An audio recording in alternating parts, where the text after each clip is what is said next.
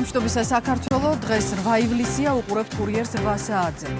ევროკავშირის წევრობის კანდიდატი ქვეყნების პარლამენტების თავმჯდომარეთა პირველი კონფერენცია ბელგრადში გრძელდება. დელეგატები დღეს დეტალურად განიხილავენ ორგანიზაციულ საკითხებს, თუ როგორ უნდა იმუშაოს ახალმა ფორმატმა.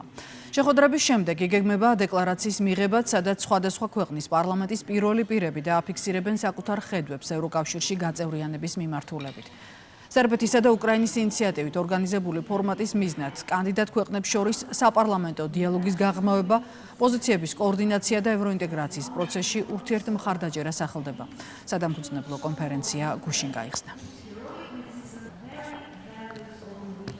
ქვეყნების პარლამენტის თავმჯდომარეების მხრიდან ყოველსმენეთის გამოწვევები, რომელიც არსებობს ევროკავშირის ინტეგრაციის გზაზე, გამოჩნდა ბევრი მსგავსება.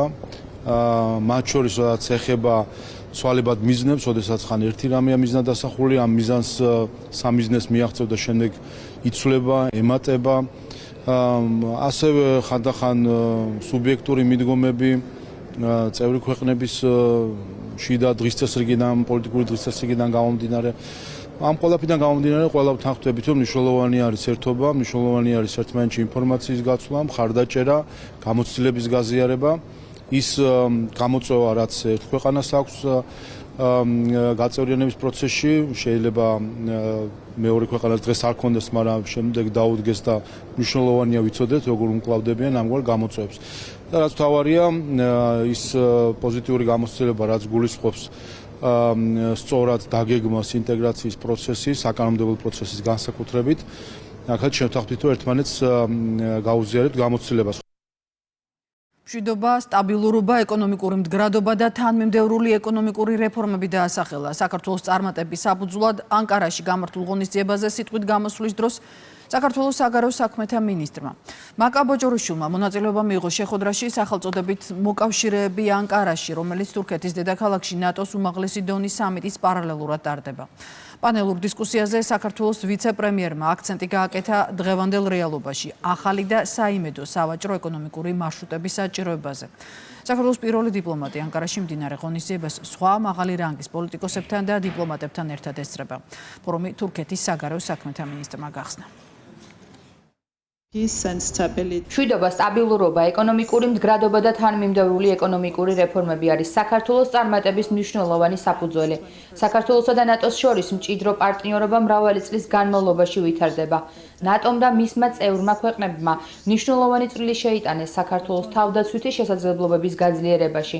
ამავე დროს უნდა აღინიშნოს, რომ საქართველოს ყოველთვის მნიშვნელოვანი წვლილი შეჰქონდა ტრანსატლანტიკური უსაფრთხოების დღის წესრიგსა და ნატოს მისიებსა და ოპერაციებში.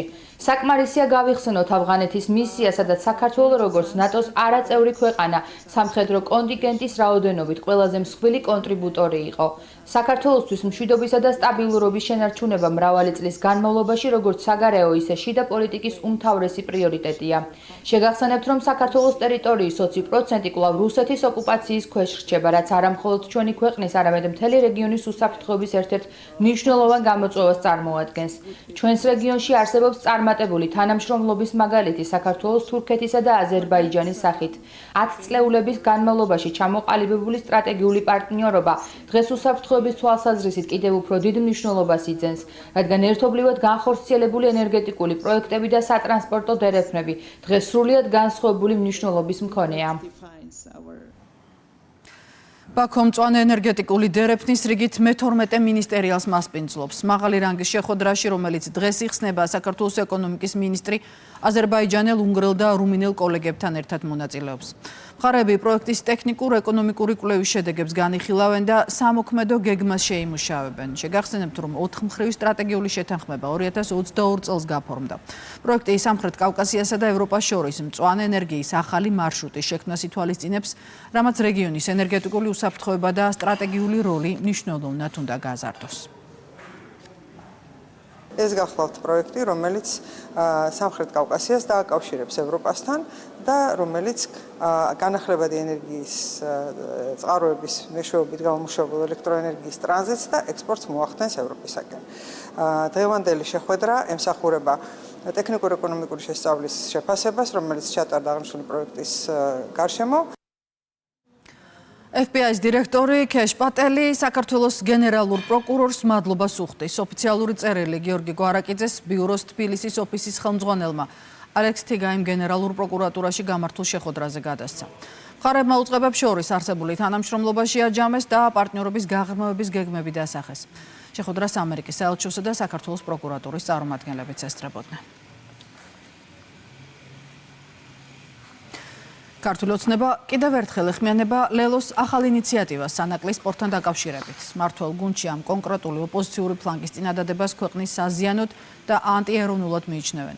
ქართული ოცნების კრიტიკა ხაზარაძე ჯაფარიძის პარტიის იმ იდეას მოყვა, რომელიც სანაკლის სპორტის სამართავად საქართველოს სომხეთ-აზერბაიჯანის ერთობლივი კავკასიური კონსორციუმის შექმნასა და ობიექტის უცხოური კომპანიისთვის გადაცემას გულისხმობს.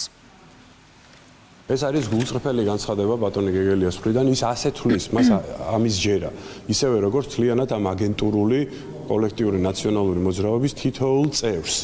მათ სჯერათ იმისი, რომ საქართველოს არ შესწევს უნარი, რომ დამოუკიდებელი გადაწყვეტილებები მიიღოს, რომ ასეთი მნიშვნელობის სტრატეგიული ობიექტები თავად მართოს, რომ საკუთარი დღის წესრიგი თავად ჩამოაყალიბოს.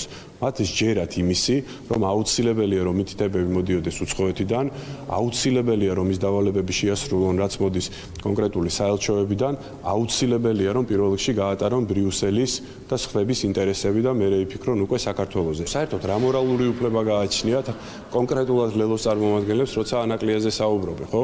რამდენჯერ გადაუვადა მთავრობამ ვალდებულებები ბატონ ხაზარაძეს და საბოლოო ჯამში მაინც ვერ მოიზიდა ინვესტორები და უჩივლა მან საქართველოს და იმგვარად უჩივლა ორი საარბიტრაჟო საერთაშორისო წააგო.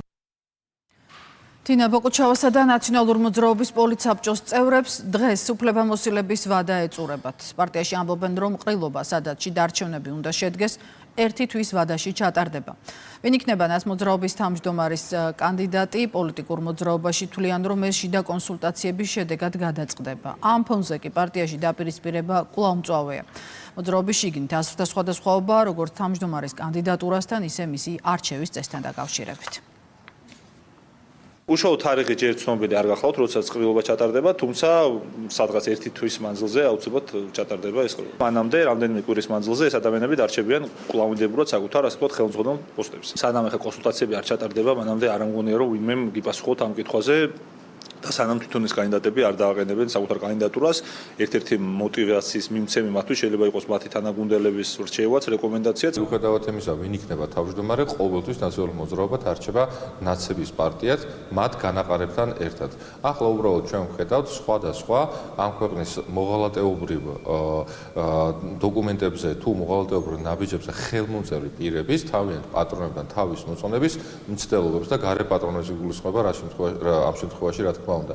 შესაბამისად, საერთოდ არ არის საინტერესო ამ სერიალის გაგრძელებები,